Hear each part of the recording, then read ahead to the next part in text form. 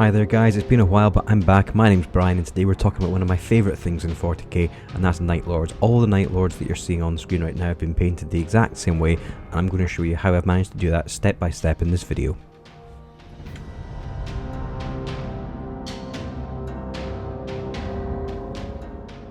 Firstly, I left the head off the miniature and primed it up in grey. Any grey primer will do just fine, be it through an airbrush or through a can, and I've primed the head up in white as well.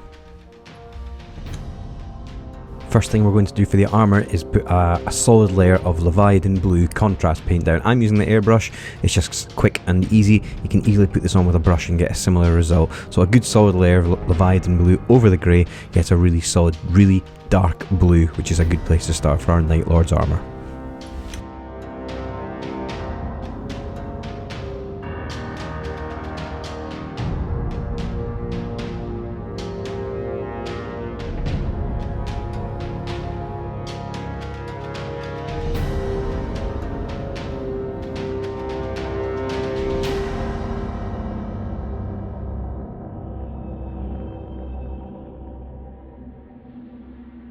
Next, I'm doing a fairly general dry brush with some Army Painter Deep Blue. It's very similar to Citadel Cantor Blue. You can use that if you've got that lying around, but a very small amount of paint on your dry brush and just generally, gently work this around the whole miniature, and it'll start to lighten up the raised areas from the deep blue that we've got down on with the Leviathan blue.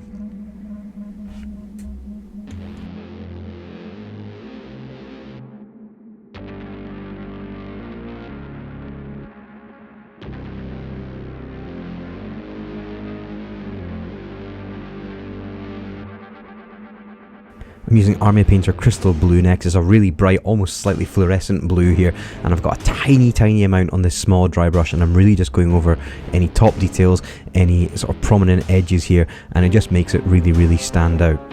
You can go over areas like the top of the shoulder pauldron as well, and it just gives that sort of natural, lighter look over the top of the shoulders.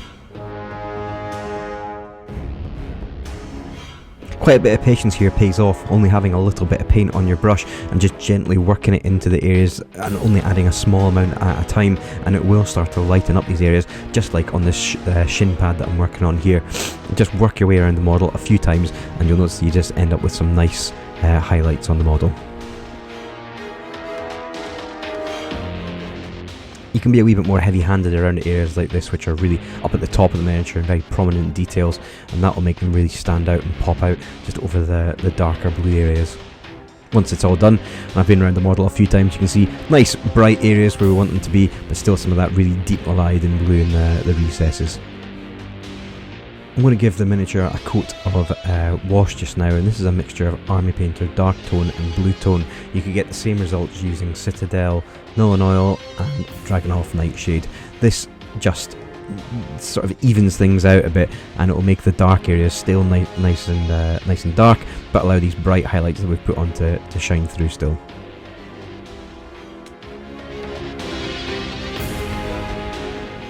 Once that's dried, your armour is pretty much done. There's nothing else we really need to do to the armour. I think it looks pretty nice, it was pretty straightforward, so we're going to move on to other details now. Up next we'll do the head, which I've obviously left off the model and primed up in white. We're going to take some Basilicanum Grey and thin it down 1:1 with some medium. I've used Army Painter Speed Paint mixing medium, you could use Lamian medium, whatever you want. 1:1 ratio, just run it over the head and wick away any areas which are a wee bit thick, and make sure you've got a nice sort of even layer, and then once it dries, as you'll see here, all that Basilicanum Grey sitting in the contrast and the white shining through to make the nice white flesh. For the trim on the armour, I'm using Army Painter Evil Chrome. It's very like Citadel Sycorax Bronze. It has a slight pinkiness to it, which I really like, and I think it goes quite well with the blue armour. So I'm not going to bore you with too much of this. Just again, a nice thin layer. Might need a couple of coats of this over the armour, but I think like I said, the pinkiness of the bronze really does work quite nicely with the blue armour.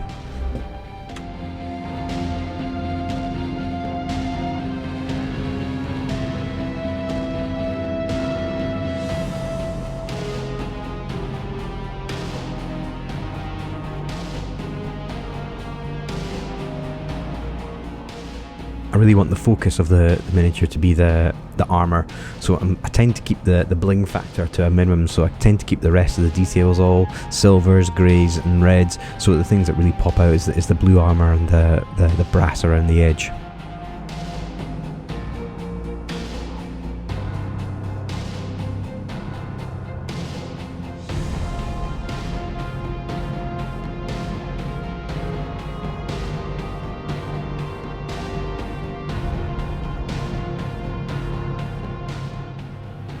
I think he's looking pretty good, but I want to add some depth to these details that we've done on the miniature so far. So what I'm doing is just taking some Army Painter Dark Tone, again Nil and Oil do the same job, and I'm just going over these metallic areas, just like I said, to give them some depth. When it comes to the trim of the armour, I like to get the wash over the actual trim itself, but over the edge and onto the blue, and that gives it a nice sort of area of depth between the blue and the bronze there.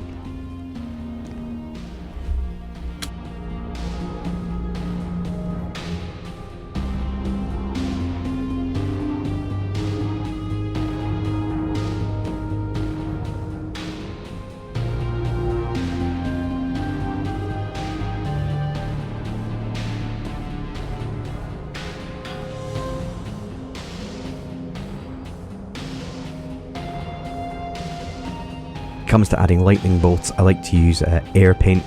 White is pre-thinned, it's ready to use straight out the bottle, just a nice thin strike, and I don't like to add too many lightning bolts, just a couple here and there, just add a wee bit of detail. A wee hobby trick here, contact lens cases are really good for soaking transfers in. Keep one in your drawer, always have it filled, and it's really handy to have lying about.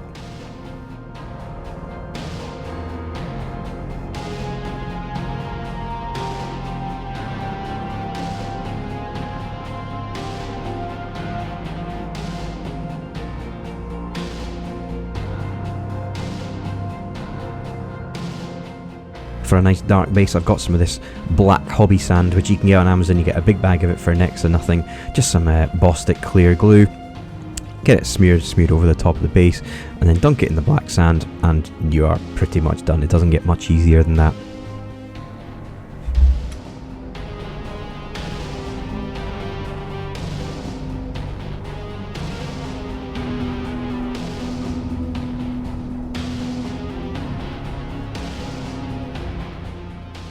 Now these on the base and the glue is all dried, I've given him a good coat with some matte varnish. It helps stick the transfer onto his shoulder and it helps even things up a little bit, but I still want some of these metallics just to shine a little bit. So what I'm doing is just going over some of the edges with some of the whatever colour initially used, like the Evil Chrome here.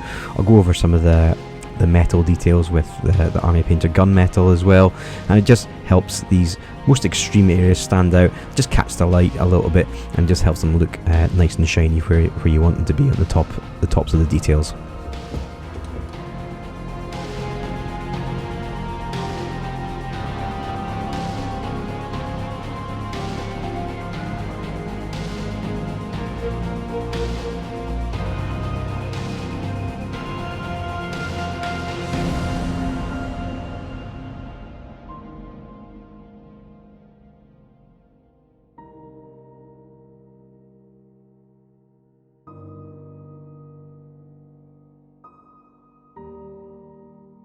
And once you're done, you take a photo of it and you put it up on social media, and everyone asks you how you painted the blue armour, the white face and whatnot, so that's why I made this video. I hope you've enjoyed it. If you have any questions, then leave a comment or send me a message on Twitter. Otherwise, I hope you enjoyed this video, and I'll hopefully catch you next time.